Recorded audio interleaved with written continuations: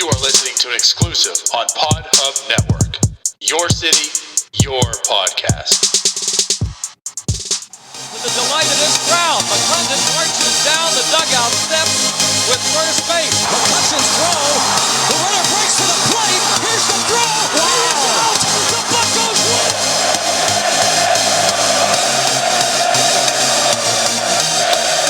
That ball's in well to left center field. Back toward the track. And that ball is gone. You are listening to the North Shore 9 podcast. Follow them on Twitter, Instagram, and Facebook. Also, make sure to watch NS9 Live every Thursday on Twitch and help support by becoming a patron. Let's go Bucks! I am Ryan Alexander. Along with me, as always, is Anthony DiNardo. DiNardo, what up? Not much, Ryan. The Pirates won today. They're 1-2. Baseball's back officially, so that's what's up. But other than that, not a whole lot. You know how things are. Just sitting at home. Yeah, right. What about you, though?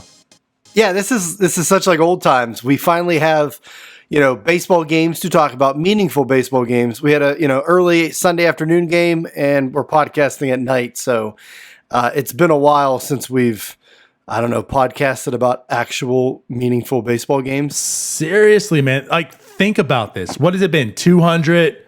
I don't know. 270 some days they've said, like, since baseball's like actually played. So that's how long it's been a lot since we've had a podcast to actually even talk about. Think about this offseason. Like, I feel like we dragged this offseason out for so long. And then, obviously with Corona, like, this is the first time we've podcasted it. It's felt good. Yeah, MLB actually, they did drag it out because we didn't have a season. They just kept backing it up. So yeah, the offseason was drug out and then nothing was going on. Couldn't even make roster moves. And plus we didn't even see that many roster moves in the offseason. Right. So yeah, it's nice to be an actual talk real baseball and not NS9 misplay season.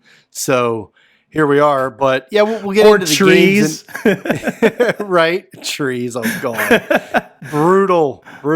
Oh man. But, yeah, I mean, there's a lot of stuff we can talk about here today, but let's start with the crowd noise. So yeah, so I guess what are your thoughts on the whole crowd noise? Because a lot of people on Twitter hate it. I don't get it. I mean, my take on the crowd noise is I really enjoy it. I mean, it really makes the game feel natural, as far as a production standpoint and everything. It's, no people in the stands. It's a visual thing. Like, I get it. It's weird to see no people or the cutout cardboard, people and dogs virtual. I see in there as well. And, it's like random babies and such. But like, I'm not really focusing and watching the people in the stands. You're focusing and watching and paying attention to the baseball game. Right. The sound, that's part of the game. So if I were to watch this game and hear no sound at all, that would feel very different.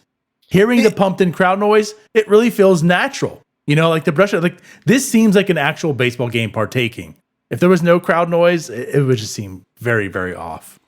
It's background noise. You have the game on, yeah, would it be cool to hear, Josh Bell say something funny or swear after an at bat or something?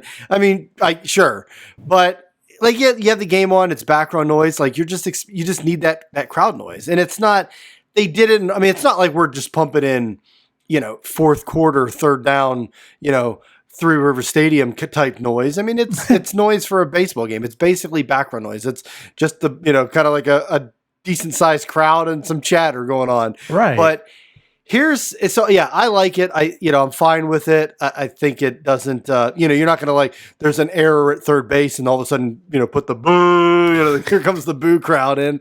Like, we're not doing that. Like, it's just regular, like, background noise for like a normal baseball game. Which I've been accustomed to a little bit. I've been watching English Premier League soccer, which I think came back a month and a half ago to finish their season. And they've been pumping in crowd noise because they don't have fans as well. Now they have an app, like NBC Sports app. You can go online and watch their game without the crowd noise, which I did the one day. And yeah, it's just like the sounds of the game. You hear every kick, you hear the players. So I'm like, wait a minute. So they're not pumping the crowd noise into the actual stadium. So the players don't hear any crowd noise, at least in the English Premier League, which I thought was weird because, like, to me, I think that should be pumped in the stadium wise. Now, I've watched 3 games this week. Like, it's in the stadium, right? That isn't just pumped for like the TV purpose, right? Well, from my understanding, yeah, it's in the stadium also.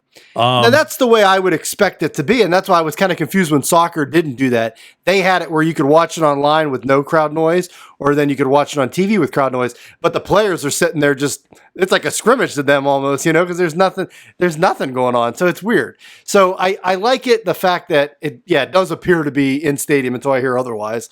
I thought it was like you even hear the organ. St.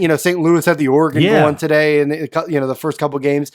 The fireworks after a home run is a little bizarre to me. Like, why are we wasting? I mean, it's the Cardinals doing it, but we'll see if the Pirates are doing it. Cleveland did it in the exhibition game. Well, yeah, like why even waste the time and money and effort to like shoot a firework off? Hey, they're helping stimulate the economy. A home run, I guess. That was bizarre to me. So I didn't. Plus, the Cardinals were hitting a lot the first two games, so it was kind of annoying me. Right. But yeah, so that was a little weird. I didn't think that was like needed, but yeah, overall, the crowd noise is cool. And for the people that are, this is unnatural.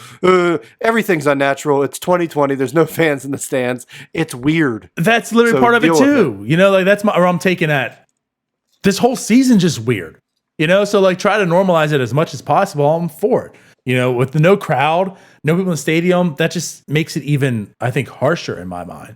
So I'm with you. Weird. Back to the crowd noise as well. So listening to the One Pirates broadcast, I think it was the first one when they played Cleveland in Pittsburgh. They actually talked about it. And I'll tell you what, Ron, it made a lot of sense because obviously for our viewing pleasure, we enjoy the crowd noise, right? But they were talking about as far as the players themselves, there's a benefit for. And it really makes a lot of sense. So obviously, I guess like the pitchers and catchers were kind of worried. Thank you, Astros. But think about that on like that aspect right there. With how quiet it could be, how easy it is to like pick signs and notify your batter. You don't have to bang a trash can anymore. You can just simply whisper and the batter would hear it. They're even talking about like it's because it's so quiet, the batter can actually like hear the catcher moving, what side of the plate they're moving to, and that's when they can expect the pitch coming and such. So like it actually makes sense as part of the game itself to pump in that crowd noise, and that way people aren't gaining more advantages and such. So yeah, I mean that's it. Again, more reason to like it. Yeah, we're not gonna have. It's not like the infielders are sitting there. Hey, better, swing, better. Like we're a little beyond that. But, right. I mean, yeah, it would be cool to hear just kind of like, just some random things throughout the game and like that, like things we wouldn't normally pick up on because you can't hear it. But yeah, the FCC would love that as well. I think FCC is like, ooh, Johnny Manziel, right? Bringing in the money. Right. But I feel like that would be more unnatural and that would be really weird. So, yeah, the crowd noise is fine. I think they're doing it, at least so far, from what we've seen in Cleveland and St. Louis, is it's to a point where it's not bad. It's not like we got, not like the woo birds are in. I mean, holy crap, they start doing that. We got no woos. So, yeah, it's fine. It's just a nice crowd noise. Isn't anything overexciting. There isn't people booing. So I'm fine with it. And we'll go from there. Now, Greg Brown saying there's going to be fans maybe in a week or two. Man, possibly not, Greg. I'm not sure what that was about. But I don't know if we're going to be seeing fans in 2020. Yeah, I don't know. Let's hope that the Marlins can play their game tomorrow, and then we'll talk about those fans in the stadium. Seriously. I still worry like this whole thing's going to last a week or two and get shut down. So we'll see. Please don't. How about, so before we get into the games and everything, how about the Blue Jays? Almost the Pittsburgh Blue Jays. Right. So I know I think you and Jim talked about this a little bit on, was it North Shore 9 Live or Starbucks or one of them? You guys doing now these days? One of them. But I don't know. Like, okay, to me, this was a non-issue. Okay, could the Blue Jays play here? I would have been fine with it. It would have been cool. It would have been cool. Like, as a fan in a normal season, if you were allowed in the stadium, I would have loved to see it just because I wanted to go see Bichette and Biggio and, Vlad Jr. and everything and to see them in person. Well, we wouldn't be able to do that. So it was, basically Toronto can't play in Canada. Canada has shut that down. saying they can't play their home games there. So Toronto was looking for a place. Pittsburgh came up as an option, since the state shut that down. Said no, so basically they were not. Now they're going to Buffalo, which Buffalo doesn't have the lights or something, needs to come up, needs to get up to major league standards or whatever. But oh my God, I can't believe the whining and crying I heard on Twitter and Facebook from how can you not the believe Blue Jays it, though, can't Ryan? play here. But what about the local economy, Donardo? I mean, the fans can't be in the stadium. Whether Toronto was playing games in the Sky Dome, I know it's the Rogers Center now, but I still call it the Sky Dome. Whether they were playing games in the Sky Dome, PNC Park, or the Moon, it would all affect you guys the same at this point because we can't go to the games. Right. So unless you wanted to stand outside PNC Park and maybe try to catch an autograph from one of these guys, it literally had no effect. Which probably frowned upon with MLB anyways. You know Right. what I mean? Like, They would what be are you like, "Get doing outta here." touching this guy and getting an autograph? And, you're touching his paper and his pen? Get over here and taking a test right now. That's what I said. I'm like, besides the fact of being cool that they're in Pittsburgh, they really had no effect. Yeah. That's to me, Yeah. I don't know. It was just so bizarre that people were freaking out. And then it would have been nice to see a real team for at least a year. The Pirates had a better record than the Blue Jays the last 2 years. Stop it. Yeah, I mean, I get it. They're on the come up, but they're still not good by any means. Right. But yeah, like obviously, as you mentioned, Ryan, it's not as if, as a fan, the only thing that it benefited you was to say how cool it is that Toronto is playing in Pittsburgh. So if you were to watch a Toronto Blue Jays game, you would see PNC Park. That's the only benefit and the only cool thing about this.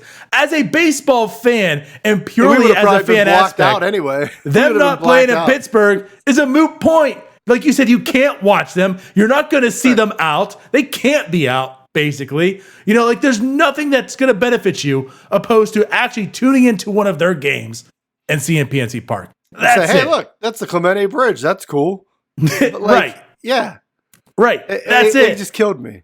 So, and the whole thing about the economy as well, Ryan, sure, technically speaking, they're going to pump some money in there, but I mean, 30 people, 40 people coming in. It's going to help out the hotels. You know what I mean? Like the Duggar family from Utah comes to Pittsburgh and Pittsburgh goes wild because they're going to get stimulated. This economy, all the Duggar family's coming. Oh my God, we're going to get so much money, Ryan. I don't understand it. It's a baseball team. It's the furries that's going to be here for the furries would bring in more people and money than the Blue Jays. Right. And it's going to be 25 days that they're going to be here over that time frame. How many hotel rooms are they truly booking? How much is this economy really being stimulated because the Blue Jays are in town? Right. I don't understand that. It was brutal. I was confused, man. My thing is, this stance on Wolf and this state. No one should be shocked. Is there going to be more tax dollars coming in because of it? Yes. Is there going to be a few more quarters shed on Pittsburgh's economy? Yes. But where they stand? Does that outweigh the benefit of what they're trying to do? No. And this isn't political. This isn't me saying it should happen or shouldn't. But you already know what side they're leaning on. This isn't billions of dollars being pumped into the economy and say, all right, let's risk it.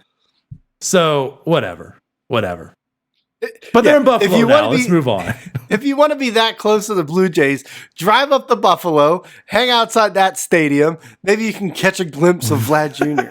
There you go. It's I was seeing there was articles about just something random coming to Pittsburgh or some random thing, and there was comments and people were like, "Oh, this is pretty cool." But it would have been nice to have the Blue Jays in town. Sigh. It's what? I mean, what are we talking about? I want people to come at us and let us know, what were those good things? I want a list. I want a list of those good things that were to take place had the Blue Jays been here. Opposed to T-shirts being at the Strip District. Yeah, this wasn't long term. The Blue Jays weren't staying in Pittsburgh forever. They weren't just all of a sudden going to be the Pittsburgh Blue Jays, and we were going to be like New York and have two teams.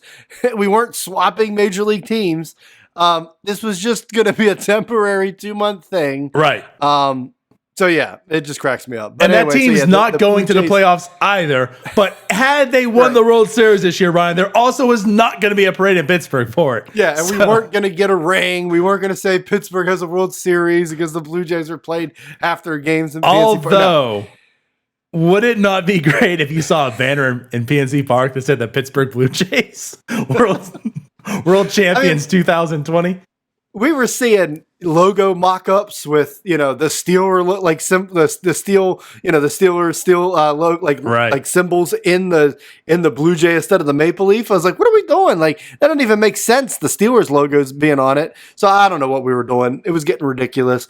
But anyway, the Blue Jays are going to be playing in Buffalo. Yes. So there you go. There you go. They got to put some lights on. Which, Donardo, speaking of lights, is a great segue into where are the afternoon games? Now, I haven't been on the podcast in a while. It's been you and Jim, we skipped the week.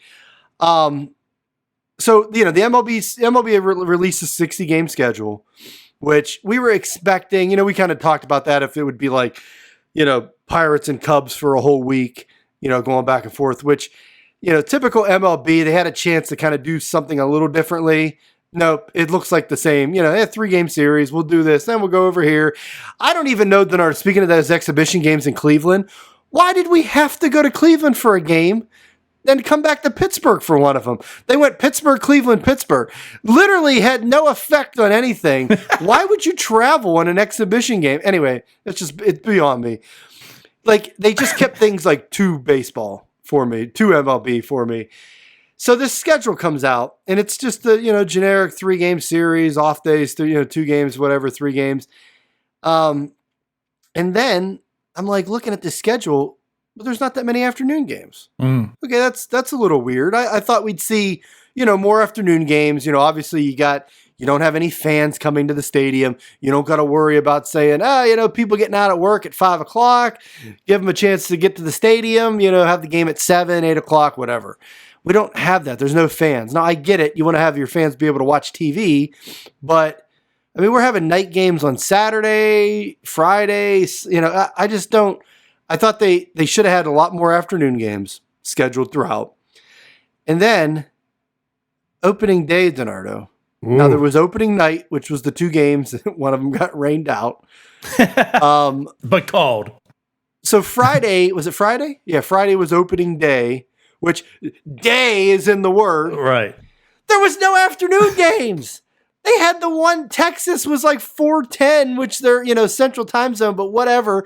That's not even afternoon. Why didn't we have noon and 1 o'clock games? What are we doing here? That's opening day. It's a Friday. You can't give me a 1 o'clock game or 2? I'll tell you, man. What is that? So I'm pissed. Let's go back and just talk about the Thursday opening night, because I think you and I differ. We had some conversations in the background about this. I don't mind it. I like the soft opening, if you may, right? Like opening night, they have the 2 games going on. The reason I do like it is, it's more baseball, right? Instead of just one day, we get like 2 opening days. But it's prime time. Like that's the opening night. The hype, everyone's focused, like the whole country, the whole world's in on this one game, which, by the way, what did they say? It was the highest rating since, I don't even remember what game it was. Yeah, they mentioned one game like 2011 or something, I think, right? Yeah, it was like in first one in 9 years. Yeah. So, the highest one, yeah. Which we talked about, like, I'm curious what the viewership's going to be on MLB this year. Since everyone said they're not tuning in, I'm done with baseball. Yep, the highest viewership. So for one, that's why I like it, because everyone's focused on this. Even us as Pirate fans, like Pirates Twitter was lit that night, and the Pirates weren't playing. It was the Yankees, the Nationals, and then the Giants and Dodgers, right? But like Pirates Nation was like tuned in. Twitter was popping. You knew everyone was watching, and that's why I enjoy opening night. Which Dodgers, don't get me started on that matchup either. Why are you putting the Dodgers and Giants on the opening night? Your big marquee. At least give me like Dodgers, Padres or something. Like, give me something else. Right. You have Dodgers, Yankees, Astros, Nationals. Could you start off with an interleague one? But my God, the Giants. Good Lord. It's just MLB sticking to their stupid, stubborn, we're going to lose generations of fans. Like, they should have had day games. It's so stupid. I don't get it. I'm with you. Like, that's not an opening day. Every opening day has games all day, from noon to 10 o'clock. There's games. And I think the NHL is doing something like that when they come back for their like play-in round for the playoffs. They're going to have games from noon on, which is like, yeah, like, what are we doing here? Like, that's what MLB should have been. So, yeah, just typical MLB screwing things up. Right. I do not get that. I mean, like you said, every opening day is that way. Why is it different this year? Even with, obviously it being different in the sense of COVID-19 happened and opening days happening on July, was that the 25th, 24th? Yeah. So it's like, yeah, I get that aspect, but what's different? Why couldn't you have the games all day long? Everyone in the world is at home right now. Right. That's the other thing. Think about that. If you're worried about viewership or something, like everyone's at home, they're going to be working and their ass is going to have that TV in that same room on watching it as well, even if they are working or not. So, and like you said too, it's not about like, there's nothing to worry about fans. Oh, if we have a game at this time, we won't sell enough tickets. There are no tickets. So. Right. And it like the TV money is already locked in. It's not like, oh shit, that Giants Dodgers game did a bad rating. We're not going to make this much money this time. Like there's a commission involved. We're not going to be able to pay this team. Like the TV money's already signed. So what are we doing? Like, and like you said, if you're still working, most likely you're working from home. You're having that TV on. So where's the game? Yeah. And if not, like your phone, you're an MLB TV. Chances are I can't be at work and look at my phone. Blacked out. Chances are I cannot be at work and watch a baseball game, Ryan. That's probably frowned upon. But if I'm at home and no one can see, hey, it is what it is, right? Right. So right. I don't understand. I think, like you said, MLB once again missed the boat on that. I didn't get it. Yeah, hopefully our boss isn't listening. Yeah. So anyway, Donardo, I remember when my dad, he took me to my first afternoon game back in 65, and I'm done with it. I'm done with MLB, not watching them anymore. No more afternoon games. This is ridiculous. Was that watching the Colorado Rockies, by the way? What's that? In 65? He took you to a Rockies game? That was my first Rockies game. I think that was 68. Oh, 68. Oh, I was in Marlins. I was in Marlins Park in 83. So yeah, lifelong fan. No more. Not watching it. Done with baseball. So yeah, MLB, you kill me. But let's get into baseball, Donardo. Pirates are 1-2. This is okay. So I want to sum something up right here for you. This is the 60. I'm not going to say it because it's overblown. So I'm not going to say the SPRINT word. But this is a 60-game season, right? Where everything can happen, right? This is the epitome of why this season's so weird and like how we say anything can happen. Right now, every team in baseball is either 1-2 or 2-1. There's not one team that's 0-3. There's not one team that's 3-0. Literally, everyone right now is separated by one game. And this is what you're going to see. Like everything's going to be so close. Like Jim's mentioned it, you've mentioned it, I've mentioned it. Like literally, like in mid-September, everyone's going to be like 4 or 5 games from each other. Right. Wondering, like, are they in or not? Technically, Donardo, they're 2.7 games from each other. Oh, God. Here we go. This is the season we're going to have. And it's, I go back and forth on, do you want the Pirates? I just kind of want them to, like, lose and have the number 1 pick because you only got to suck for 2 months. That's it. But on the flip side of it, like, yeah, everybody's probably going to be within 5 games of each other come the last week of the season. So you could really have it could be really some good, basically baseball last couple days if it's like that. Especially with opening night, Donardo, we just decided to add playoff teams. So what better time to change the entire landscape of the league than minutes before the first game? Yeah, so that happened, and it is what it is. But yeah, I mean, it's going to be just that race until the end. You look at go to Baseball Reference and go to a standings page from any year at the end of April and May. Most of these teams aren't distanced from each other, and that's essentially what we're going to see. So for a division leader, to have a 10-game lead at the end of May is unheard of. So for someone to really distance themselves like that, it's not going to happen, and it's going to be interesting. Oh, it for sure is. So, like you said, I mean, I believe 35 MLB teams qualify for the playoffs this year. And with that said, yeah, it's going to be a battle all the way to the last day of the season. Like, how many teams on the very last day are going to either fall into the playoffs or fall out? Did you say 35 teams? I believe 35 teams qualify for the playoffs this year. Yeah, they've expanded to 35 teams. 35. Everyone gets a playoff spot. So it actually is what? It's 16 teams. It is 16. Right? They're going to take the top 2 teams from each division. Which is dumb. They should just go best record. And then just the next 2 best record. And then the next 2 best records after that. Right. So essentially, you could see 4 of the 5 teams in a division get in. Theoretically, yes. Yeah. Not going to happen in NL Central, but theoretically, yes. I don't know, though. How about the Reds that lost 2 or 3 to the Tigers at home? I know, right? There you go.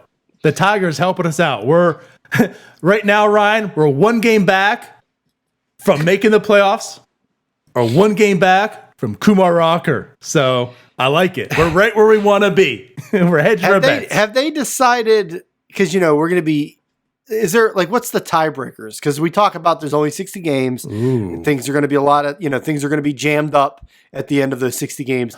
Well, so you're adding in extra teams. I mean, what if we have 2 or 3 teams tied at the end? Is there going to be a play-in game, or is it going to be, we'll take the head-to-head records depending on, I don't know if that was discussed, but one of these unintended consequences. I really didn't even think about that, but I'm sure, as you mentioned, right, there's probably going to be, with that many teams, there's probably going to be some ties in there.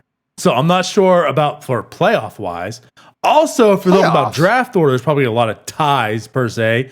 And since Manfred could apparently just appoint a draft order, I'm not sure how that's going to work out either for the draft. I mean, how parody is that? Like, the playoffs expand to 16, right?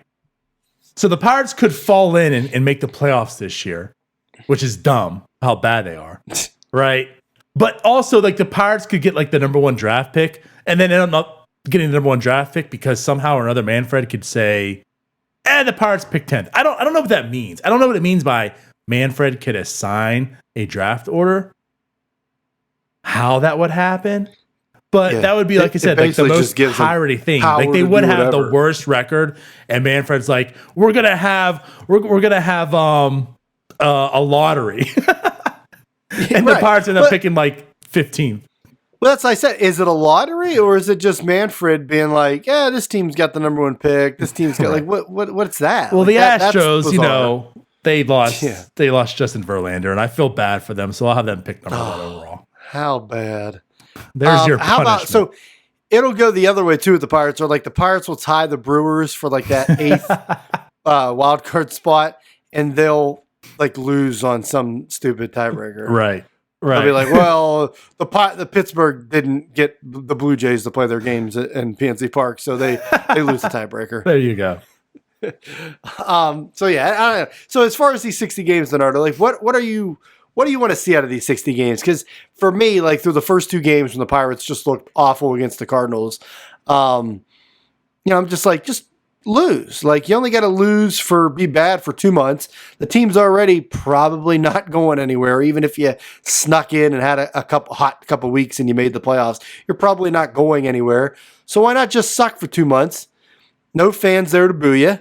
You're kind of, you don't have to go through a full. It's you kind of get off easy. 2 months of sucking, so it kind of gets swept under the rug, Right, you don't have the punishment of 162 games in front of your home fans, in front of road fans, of just sucking and getting booed at. You don't get that punishment. Right. So it's only 2 months, and you could get the number 1 pick, or could get it, because we don't know what Manfred's doing with the order. So, but fair to say, probably a top 5 pick. Right.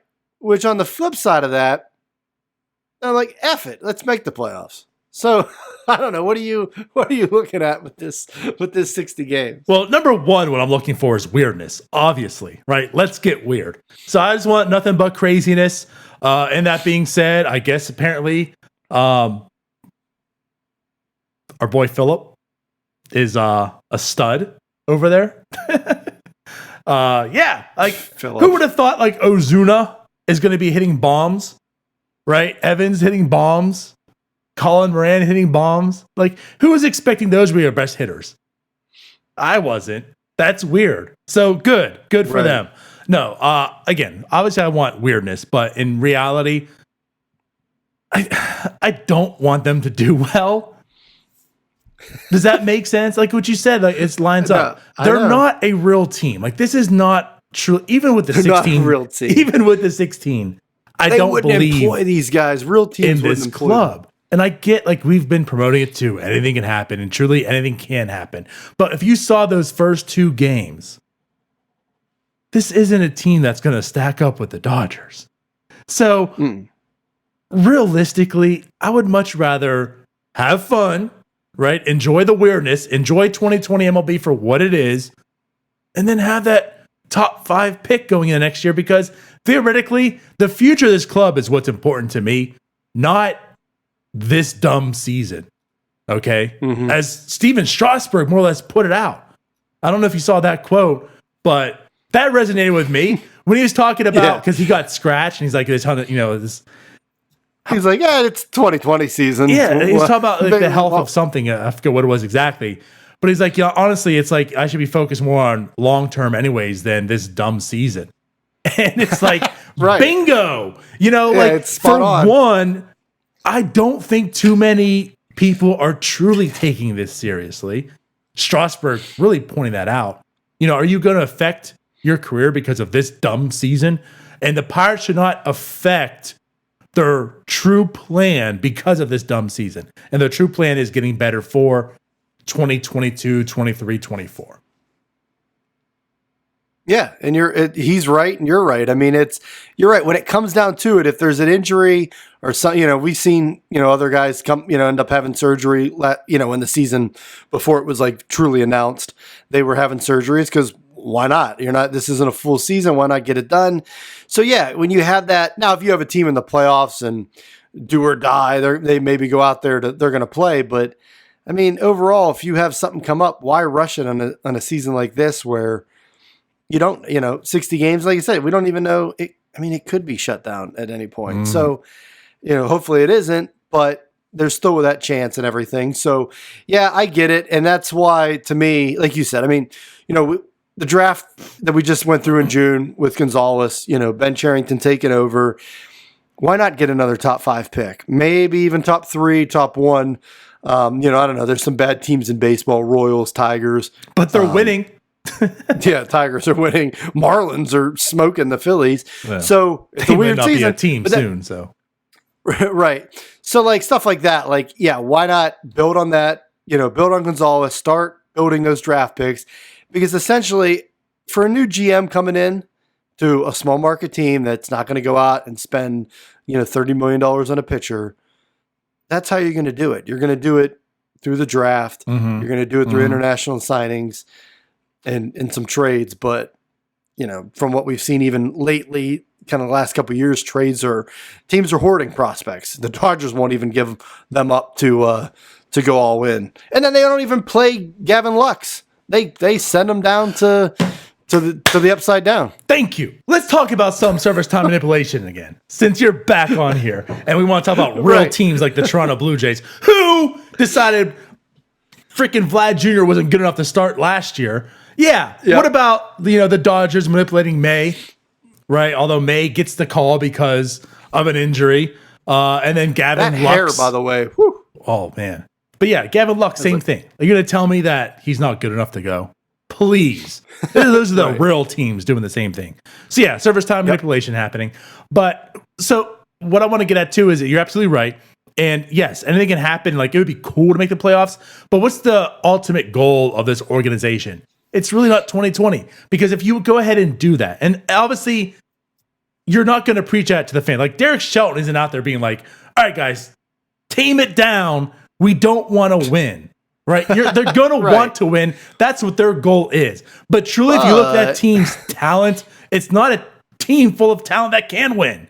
So they're likely not going to, and therefore, deep down in my eyes, right, and like my hopes is I don't want them to overachieve because that's going to ruin the goal. What I mean by that is if you're looking to retool this team, as they clearly are, and you're looking into the future, do you want this season to be about getting a Garrett Cole into your system for that future or getting a Kevin Newman? And I'm not trying to disrespect anything, but that's like what you're looking at. If you go ahead and backdoor into the playoffs, right? Because you overshot your shot, you did better than what you're supposed to, and it's great, cool, you made the playoffs. You're still just kind of stuck in that middle again. That's what the Pirates have been for so many years, and you're just keeping yourself in that middle where you don't have great talent, but you're not terrible, and you're just kind of treading water and hoping to backdoor into the playoffs every year. You know, this could be your chance. You already got Gonzalez, like you mentioned, who kind of fell to the Pirates at that spot. Mm-hmm. And it's like, if you got a chance to get another, like a Garrett Cole type player into your system as well, and you can really start taking this to the next level, right? Because you're probably going to get a solid draft pick the year after. You know, this is your way of flooding this organization with really good talent, and now you have a future. Top-end talent. Right. Yep. Opposed to still saying, well, we have a deep farm, but there's no stars. Like, there's no Andrew McCutchen. There's no Garrett Cole. You know, it's, again, no disrespect, but we got Kevin Newman. You got some that Frazier. You know, maybe Josh Bell hits. This is your opportunity to do that. So we all probably should be saying, go other team. Like, go Brewers tomorrow. Go other team. You know? Well, that's why people tank. I mean, that's why it's tough for GMs to be in that middle ground and really rebuild a team. That's why teams go the other route and tank. And you know, that's why the Astros went down to a $30 million payroll or whatever it was, and to build it back up. They got high draft picks and build it back up that way. Right. So for Ben coming in, and that's the thing. I mean, ultimately, I don't think the Pirates are that bad of a team where they're going to be top 3 pick. But in 60 games, like I said, anything can happen. They could be there. You know, they picked, 7th this past year. And so I think they're kind of like I don't in think line they're with that bad to be where they're going to be top 3 or whatever. But if I was picking one or the other, I would probably say, I'd rather have the top 3 pick than sneak into the playoffs and get beat in the first round. A 3-game series where anything's going to happen, you know? So, because like you said, are they going to compete against the Nationals, the Braves, the Dodgers? Probably not. So, yeah, that's where I'm at. Now, flip side, they make the playoffs. Will I be using that as leverage throughout, the next 5 years on Twitter with Yinzers? Absolutely. And be like, well, they made the playoffs more recently than the Reds. There you go. Then name any team that doesn't make the playoffs this year. The headline of 2021. What's the direction of the playoff Pirates, right?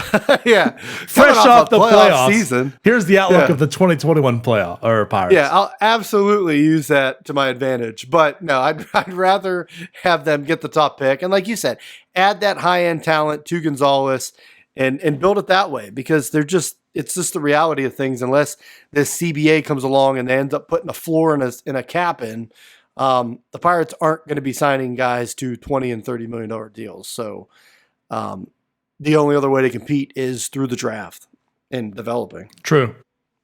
Yeah, you're right, man. And that's the thing too. Like, that's what this year, like 2 games can make a difference. Being at 25 wins opposed to 27 wins could probably give you like 5 to 7 spots in a draft order. Right. And I mean, you guys just did the over-unders, last week. They're all bunched in there. Right. Like everyone's like I think the Twins over-under is like 34.5. Yeah. Which is like 30 and 30 is a 500 season. So which, man, it's crazy when you think of that, But anyway, let's get into some of the games. I know you wanted to talk about the pitchers so far. We saw Mitch Keller today. The Pirates' first win of the season. We saw some bullpen arms, as you correctly tweeted. Use more of those bullpen guys over the other bullpen guys. There you go. If there's like hockey, like the first, second, and third line, like this is the first line. Right. This bullpen had Sid and Gino. So yeah. So how about, I don't know where you want to start with this, but I know you had some thoughts on Mitch Keller. I missed the beginning of the game. I actually tuned in right when Moran and Ozuna started homering. But, Mitch Keller was cruising 3, 4, scoreless innings, gave up a run, I think over 5. Things are looking great, Donardo. No issues. This is Mitch Keller, the big prospect, mowing them down, right? Right? See, not so quite. I mean, looking at the stat box, right? Like, 5 innings, 1 earned run. All right, there you go. I was hyped. I've been very excited to see Mitch Keller this year. We've only had like 9 months to talk about it, Ryan. Right? How great is it going to see Mitch Keller this year with his new pitching coach? Well, here was the first start, and I'm nervous. I'm kind of nervous. He didn't look really that sharp, but actually, what made me very, very nervous is where's the velocity? I mean, he averaged 92 miles an hour. He's pretty much sitting at 91, 92. I think he hit like 93 like a few times, but he averaged like 96 last year, and now he's averaging 92. Now, a couple things with that, because I feel like these 3 games in St. Louis, the gun's been kind of low. Like, I feel like a lot of guys, the numbers were low on. So I don't know if that's something with the radar gun in St. Louis or what. Well, or if that was this is from StatCast, which is using now. Well, right. I'm not sure like what exactly they're using. And I mean, they have their TrackMan and everything set up. So I don't know about that. Are you saying St. Louis is cheating? Yeah, maybe. Let's start that. I'm down with that. Let's do it. They set up a different TrackMan. I don't trust anything. Fake news. So like Houston was doing with theirs to hype up their prospects? With their whole minor leagues? Yeah, absolutely. You don't know. So the other thing of that is, the season just started. Now, we're in July, but these guys, weren't throwing competitively for the past couple months. They started ramping up in March. Right. They sat down. Now they were throwing. They were, keep getting their numbers up. Musgrove on opening day threw, 100 pitches. So, I mean, these guys are, I guess, stretched out to that effect. I just don't know, the first time going out, them ramping up, throwing it, I'm not going to freak out over maybe, the velo being down. Yeah, no, that's very fair. And obviously that's something that Pirates Twitter needs to hear every single day, right? The freak out thing. Like, and I'm not freaking out either, but it did concern me. All right, because there's 2 people I've been very concerned so far, and seeing that really stood out today, Mitch Keller, and then obviously Kyle Crick as well. And Crick, we saw it in the exhibition also. So, again, if I'm going to critique this one start so far, that's a little bit of a red flag. Like the velocity was way down the normal. I mean, that's one thing. He's got some heat, and you didn't see it today. He was sitting in a low 90. So a little bit of concern there. Not too many swinging strikes. I mean, as a matter of fact, he had, let me pull it up now. He had 5 in total, and I feel like 4 came in that 1 inning. So I feel like he got kind of very lucky, which is the opposite of last year. He was very unlucky last year, and like in this start, he got very lucky for those numbers. So it's a little bit of concern for Mitch Keller. Now for that bullpen, that's different. There you go. He's due to get some luck anyway. Right. And apparently needs it if his velo is down that much. So yeah, like I'm with you. It's one start, and I don't know how to really take it to. Like you want to be in the mindset it's mid-July, so they shouldn't be like ramping up, Had this been a normal season and this was obviously like, April 1st, I would care. Like, I wouldn't care at all because it's cold, you're warming up, whatever. I mean, like every pitcher. I'm not going to name his name, but there was a previous closer that was notorious for that. Every April, everyone had concerns. Oh my God, he's only hitting 96, which is crazy, but that's what it was. And then once May came around, boom, 101 on the gun. So, but like with this season, how weird it is, right? It's like who really is ready and who's not. It's hard to figure it out. So there's a little bit of concern because the velocity was down and nobody was missing his stuff. So again, a little bit concerned with Mitch Keller there. We'll see how the rest pans out this year. But off the one start, there's some minor concerns. Yeah, Mitch Keller, the April NS9 misplaced season pitcher of the month. So, we'll see. We'll see if he keeps that up, maybe with a couple good starts or better starts and increased velocity and everything. But yeah, so there was that. How about our boy Dutch Oven, Derek Holland, getting tossed before even throwing a pitch for the Pirates? What Very is nice. that? He's scheduled to start Tuesday against the Brewers. Yes. But yeah, he got ejected. You got ejected from chirping from the stands. What's like this guy had no part of the game. He's a starting pitcher who doesn't pitch at all until next Tuesday, as you've mentioned, and he gets ejected today. I love it. How odd is that? And the funny thing is, like, everyone assumed it was Derek Shelton. That's all I saw on Twitter was Derek Shelton got ejected. Derek Shelton got ejected, and then you look and it's like, oh wait, never mind. It's freaking Derek Holland. Where'd that come from? Well, we talked about the COVID restrictions and everything. It's like, oh, you can't argue this year. You can't brawl. It's like, wait a minute, you're not supposed to brawl any year. You're not supposed to. But no, apparently you can argue you can yell from the stands. But I guess the ump had enough of it, and it wasn't Mills, right? Because Jerry Mills was behind home plate the other night. Yeah, I believe the first night, opening game. So he would have rotated, but. Yeah, apparently he had enough of Holland chirping at him, and yeah, Twitter's always good for the umpire bashing, and I mean, like, I get it, but I'm the guy that sticks up for umpires when literally nobody sticks up for. There's nobody fanning for the umpires out there.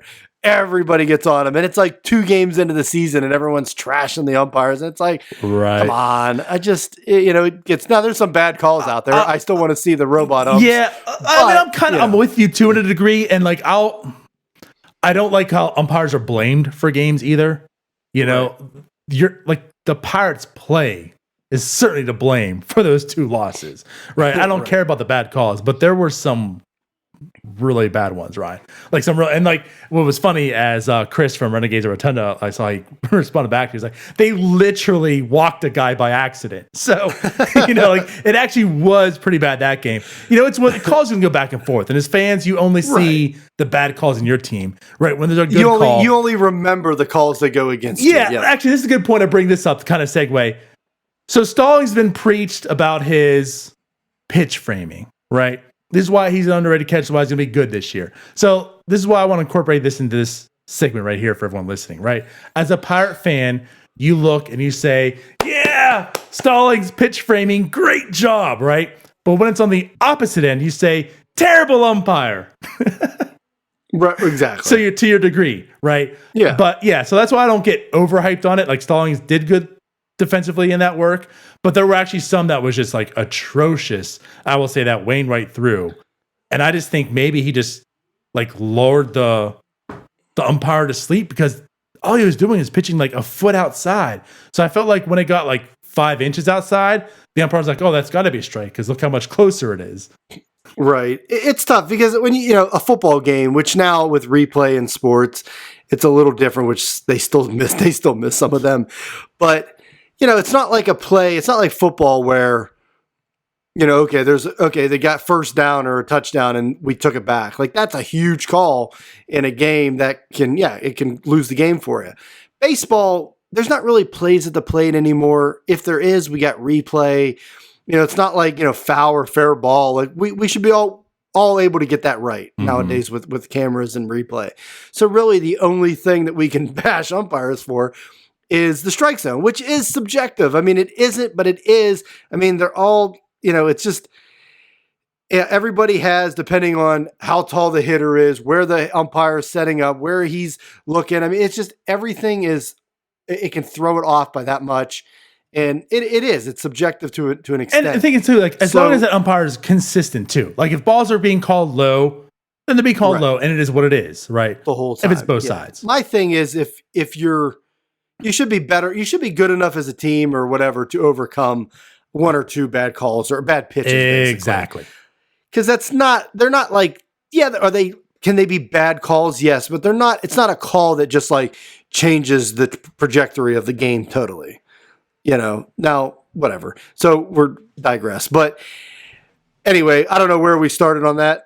I don't know where we're going with that, but let's Wow. let's move We hit along. like 3 tangents right there. I know. I'm like, wait a minute. How do we even 7 get started on degrees the of umpires? Kevin Bacon. Stallings, though, I've been pleasantly surprised by Stallings this series. It was good. Overall. It was good back there. And he had a couple hits. He's not going to be known for his offense. So he looked good behind the Right. plate for sure. We obviously were on Mitch Keller at some point. But I think I'm done with Mitch Keller in the sense of talking about him. That's Right. all. He's a good player. No, there you go. But I guess, if you want to go about the rest of the bullpen, dude, JT Brubaker.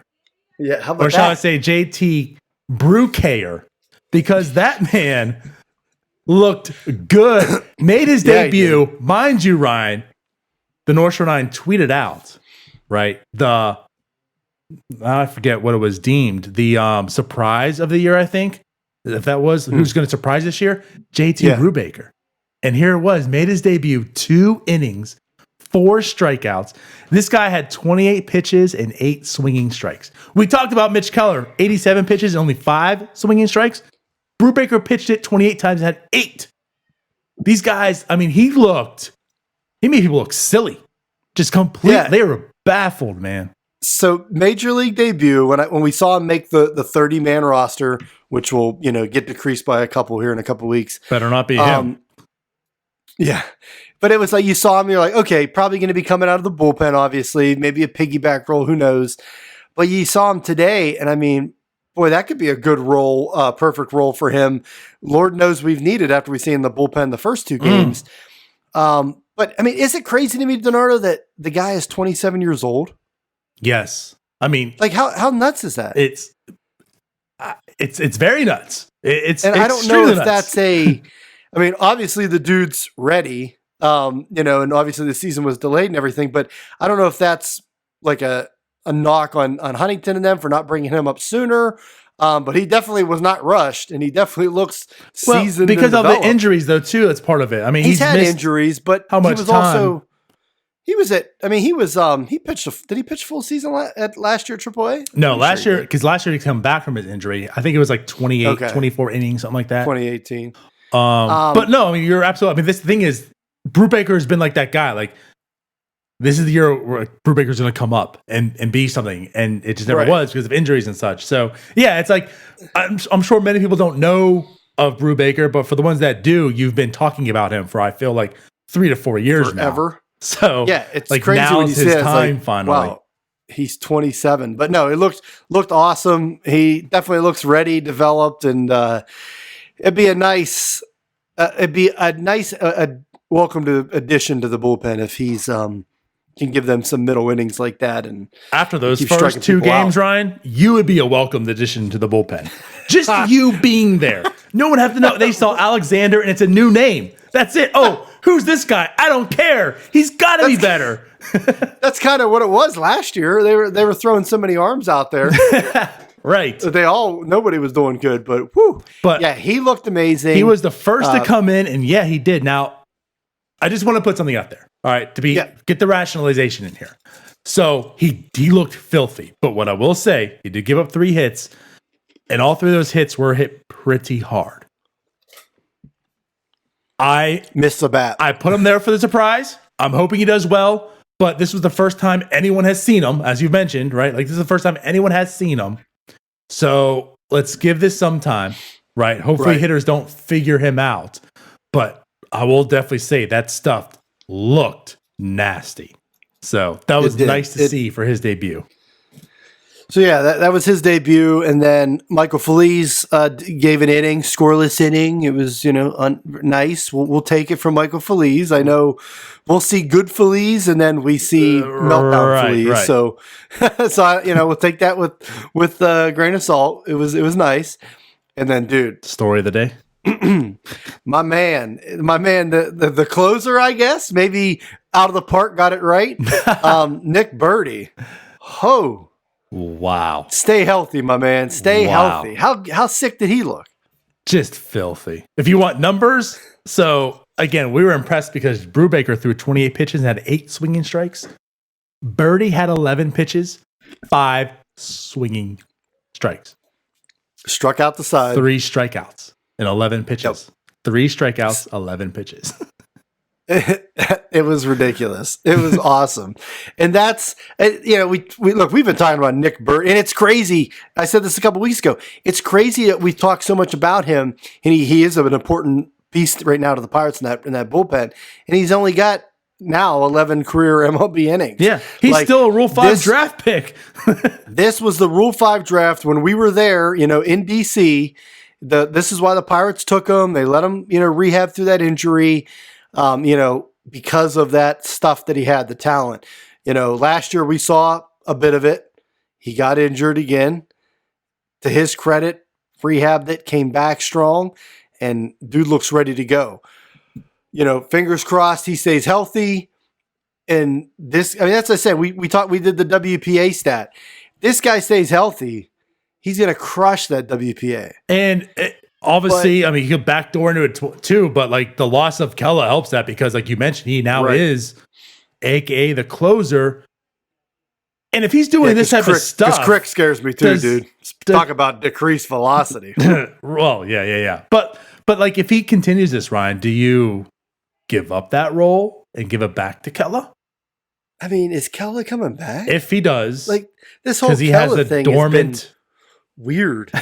Virus. Because if he has this dormant COVID or whatever, he may not test negative and might not be able to pitch. That's so weird, man. But I guess whether Burdi stays as the closer if Keller comes back, obviously you would take a talent like Keller back. Oh, if he goes back to the closing role, okay, great. You got a good 7th, 8th inning guy. And then, if Keller falters, you can always make that decision. Now, when the news came out about Keller, there was quotes Shelton had about basically endorsed by the North Shore 9, we're going to play it by matchups this year and kind of do a committee bullpen. It's like, yes, this is what we need. Right. So I don't know if Keller comes back, will he stick with that? Would would Keller still be his closer? Because that was like Shelton's first move when he showed up in Pittsburgh. I don't know. We'll see. But it may come to that point where we may not see Keller in these 60 games. So, but I think right now, Burdi's the guy. Screw matchups. I don't know who matches up well against Burdi. Clearly the most impressive. We've seen a long list of relievers these past 3 days. And by all means, Burdi was the biggest shining star. So, and it didn't take much because, it was actually Brubaker until Burdi came in. So, man, like that was just disgusting what Burdi did. And I'm so happy for him because as you've mentioned, we've been waiting for this. This is why the Pirates took him. This is why people were excited when the Pirates took him in the Rule 5. If he can come back healthy, we know what he can do. And he was going to be out the entire season. So the Pirates knew taking him, it wasn't going to be until the year after anyways. He comes back, he's looking filthy, and gets injured again. And honestly, Ryan, when you saw that injury last year, you weren't thinking like, all right, let's hope next year he comes back. And you were wondering if this guy was going to pitch ever again. Yeah, you thought it was done. It was over, yeah. That was, we talk how like disgusting his pitches are. That injury itself was disgusting. Your first thought wasn't baseball. Your first thought was, I hope this man's okay. Like for his sake. I don't know if he's going to pitch ever again. And not only is he pitching again, he's back to that level where he left off. When you're excited to get him, like he's fully back. So all you're really doing now, it's not about the talent. It's not about anything else. It's like, if this guy can stay healthy, you know what you can have on your hands. And it's just straight disgusting. So that's what the Pirates, that's what Neil Huntington back when they took him, that was the plan. That's why they did it. And it's like you said, it's a great story coming back from all the injuries he's had, especially that brutal one last year. And he's healthy. Like I said, hopefully it stays. I really hope for him, that he puts it all together and can finally put some, it's a 60-game season, but put some numbers together and then, really get into next year and beyond and have a decent career. Right. Because, he's had so many injuries. Like you said, another one, you don't know if he's coming back. We didn't think he would come back from last year's injury. So it's a great story. I saw him a little bit in that exhibition game where he pitched in Cleveland, was a little wild, was all over the place. He was. But he was looking good in St. Louis today. Woo. So yeah, I just get excited. Like Nick Burdi comes out and I'm excited. I'm excited talking about him. I'm excited about Nick Burdi. We're going to have a whole Burdi podcast here in a moment. Pretty much could. The North Shore Burdi. So I guess just to kind of go back on the other two games, we can kind of briefly go through, because there wasn't much to talk about for the pitching, like excited wise. The game before, I mean, Trevor Williams kind of just did Trevor Williams things. He didn't give up a lot of hard contact. He was, I mean, to me, he was pounding the zone. He was hitting the corners. Going, if it wasn't in the strike zone, it was very low. The Cardinals pretty much baby-upped him in that inning. I mean, they had 3 straight hits, all bloops, all low contact. Probably should have been hit anytime, but they blooped in. So, I mean, you can't really fault Trevor Williams for that. Like, you can't say, gotta take this guy out. He's not pitching well. I mean, that's like, he's actually pitching to what he does. Like, that is his strength. It just was a string of bad luck, per se.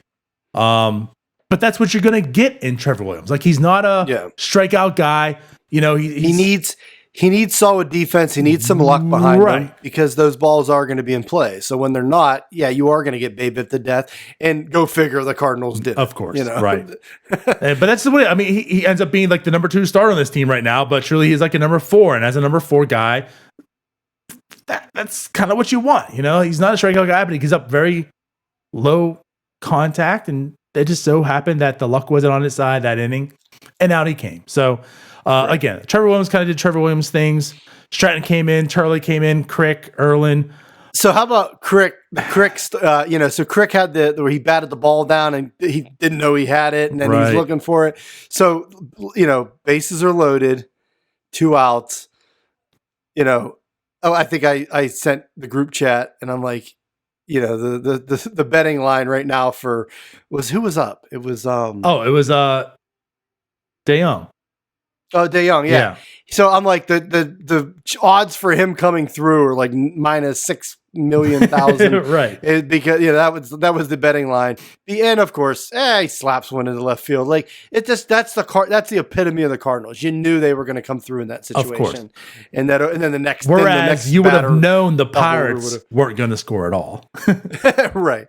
So then, of course, the next batter adds on. So it was just, you knew that was coming. So that spiraled downhill. But besides that, not too much good pitching out of the bullpen yesterday. No. I mean, Turley looked decent. I mean, again, like you were talking about Burdi, Turley's another one. Hasn't pitched in how long? Who? Nick Turley.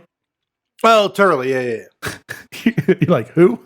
I thought you said Charlie. I was like, who? Charlie Morton also did not pitch well, by the way. No, very, very bad opening day start for him. But Nick Turley pitched. He looked solid for what he was in there for. But Crick, as I mentioned, I don't know. I mean, he had a rough season last year. And as we talked about already, like, his velocity was way down. It's one start. Again, we'll make out the rest of the season, but this isn't how you wanted to start 2020 for Kyle Crick. Not after the season he came off of. And then, of course, Robbie Erlin just looked like poop. They were rocking off of him. He had nothing but hard contact. And then I guess if you want to go to the first game, it was Musgrove, Clay Holmes, and Richard Rodriguez. Musgrove looked solid. It wasn't like a great outing. Obviously, him and his numbers, 37 pitches. Yeah, he had 6 pitches he threw in that game. Successfully, Joe Musgrove threw a 4-seamer, a slider, a changeup, a curveball, a sinker, and a cutter. Sky's trying. And then they were talking that he's got a 7th pitch that he sometimes. Yeah, they were talking about a 7th pitch on the broadcast. I'm like, good Lord. Musgrove, like, he intrigues me. I mean, I like Musgrove. Not just like the person we see off the field. I like his kind of all business on the mound and everything. It seems like he's like so close to putting like it all together, but he just. I don't know. He gets like in his own way. And maybe that's just what he's going to be. He's just really basically a 2 or a 3. And he's a good guy you can rely on, but maybe we're expecting him. The Pirates are kind of like expecting him right now to be the ace, and maybe it's just not him. But I feel like you see him dominate for a couple innings at a time. And yeah, you mentioned all the pitches he throws, and you're just hoping like, yeah, he'll put it together. So we'll see. We'll see. Yeah, no, I feel you on that. Like this guy just does not have the talent of a Garrett Cole. But I would take the mentality of Joe Musgrove in every player I have. Like you're saying, like this guy, he works at it. Just that bulldog mentality. If you want to go another cliche here. But yeah, like I would take a Joe Musgrove mentality in every single player. He doesn't have the God-gifted talent that like a Garrett Cole does. So I'm with you. Like there's just that little bit that's missing that's keeping him from being like a really good pitcher. But yeah, like he throws all kinds of pitches, as we see 6 of them. Right. But he looked pretty good out there. And then Clay Holmes, like threw 13 curveballs. Looked pretty. To me, the thing about him, like he looked the definition of effectively wild. That guy was all over the place, and it just worked. Right. Yeah, Shelton got a lot of bad tweets from. Oh, that's your first guy out of the bullpen. That was like his first bullpen, move literally on opening day. And everybody's like ragging Shelton. But I don't think that's like, obviously if you wanted to go most talented reliever right off the bat, you'd probably go Burdi or whatever. But yeah, Clay Holmes came out, like you said, I think he gave up. It was a good pitch, but he just gave up, it was a Cardinals hit. Basically what it was. Cardinals give up that run, inherited runner. But yeah, I overall, I didn't think Holmes looked terrible. No, I don't think he looked terrible. I think it was almost like, and actually, yeah, looking at it, he didn't give up a run. It was 2 hits he gave up though, but he didn't give up a run. It was inherited. Oh, yeah, I see what you're saying. Right. Okay. Yep. But yeah, like Clay Holmes, I guess you're kind of expecting he came in like, oh boy, here we go. And he was surprisingly better. Like I said, like I didn't look at that and say, wow, like he wasn't Brubaker or Burdi by any means.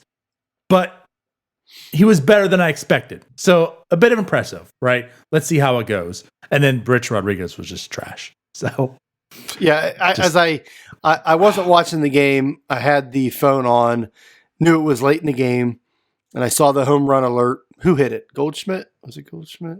I mean, doesn't matter. One of those stupid Cardinals hits a home run, and I'm like, I don't even have to look. I know it's Rich Rod. DeYoung. It was on the mound. Paul. Who was it? It was Paul again. Oh, of course. Of course, right? So, I'm like, I don't even need to look. I knew it was Rich Rod that served it up. Right. And it was. So, hopefully Shelton learns a little earlier than Hurdle. Because Hurdle never really learned with Rich Rod. But hopefully Shelton learns a little earlier, quicker than that. Yeah, Rich Rod serves up them home runs. Yeah. Yeah, it's rough. I mean, he had a really good 2018, I guess, to say. But also, like Crick and last year was, for Rich Rod, just, oh, man, it was bad. And not a good start. So we'll find out. Like you said, though, these rosters are going to narrow down to 26 eventually. So, who's going to be the 4 odd men out? Robbie Erlin. Which, by the way, just to put it out there, I know your take on this already, but whatever, regardless, Polanco seems like he tested negative. We saw him on Instagram. Seems like he was at the Pirates facility working out. So I assume maybe tomorrow, if not the next series, we're probably going to see Polanco again. Hey, listen. Okay, I mean, before you start, stop it. Before you start, Ryan. All right. I know your take on Polanco. I'm more optimistic on him than you are. But regardless, I don't care how you feel about Polanco as a player. Polanco in that right field is going to be better than whatever's out there right now. True or false? True. Okay. That's what I was just going to say. I'm like, I mean, it's an upgrade over, Heredia all right. at this point. But good Lord.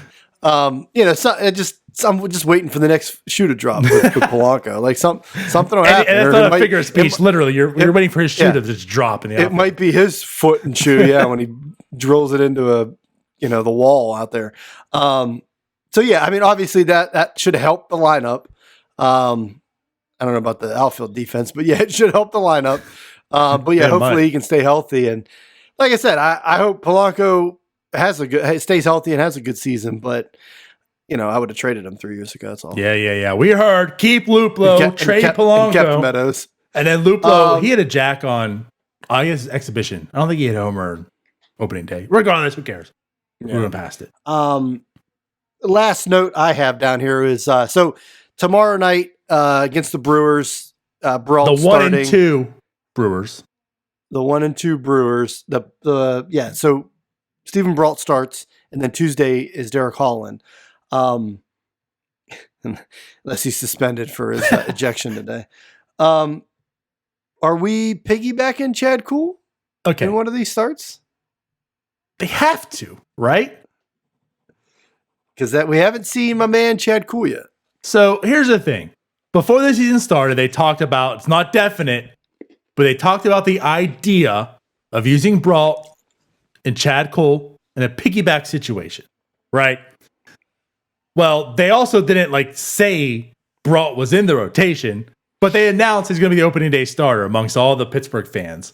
So also, there you go, Ryan. What a way to to make that happen, right? Not a better year to have Brault as your home opener than one with no fans in the stadium. Yeah, right. So is he singing the national anthem? he might. Okay, Brault is announced as the starter, but here's the thing. So like you mentioned, Chad Kuhl we haven't seen, right? Well, also if you read between the lines, players in the stands are the ones that aren't going to play. Well, if you're in the bullpen, you're probably not in the stands because you could, air quotes, need to be utilized that day, You should be dressed. Yeah, for the game. So why is Chad Kuhl sitting in the stands all this time? So therefore, he's not technically in the, air quotes, bullpen. He's a piggyback starter, right? So I think if you read between the lines, even though it's not announced, it's going to be Brault, and then it's going to be Chad Kuhl coming in afterwards, which I'm all about. I know you're all about. I can't wait for it to happen. Yeah, that's a good pickup by you because you're right. To me, that tells me that he may not be starting, but he is scheduled to pitch on a certain day. So whether it's tomorrow to piggyback Brault, we should see Brault and Kuhl or then Holland and Kuhl on Tuesday. So to me, that tells me that he's scheduled to not start, but pitch one of those days. Which, I'm all for. We've gone back and forth about, should Chad Kuhl be in the rotation or the bullpen? But really, if you're piggybacking somebody, does it really matter? If you're Kuhl theoretically, you're in the rotation. You're the number 4.5 starter. Right. And maybe, so maybe you end up with, they each go 4 innings or something that day. Who knows? But I'm all excited to see Chad Kuhl. Less excited to see Brault, but, I hope he does well. But I think this is what makes him effective. He's not, we've seen it. He's not, as your number 5 starter, you could do worse, but he's not ideal. But if you use him as a piggyback, he's not going to have to go through the line the second and definitely not the third time. Maybe he goes through it 1.5 times. He puts up decent numbers. And then Chad Kuhl comes in, as this totally different pitcher as well, right? Lefty to righty as well.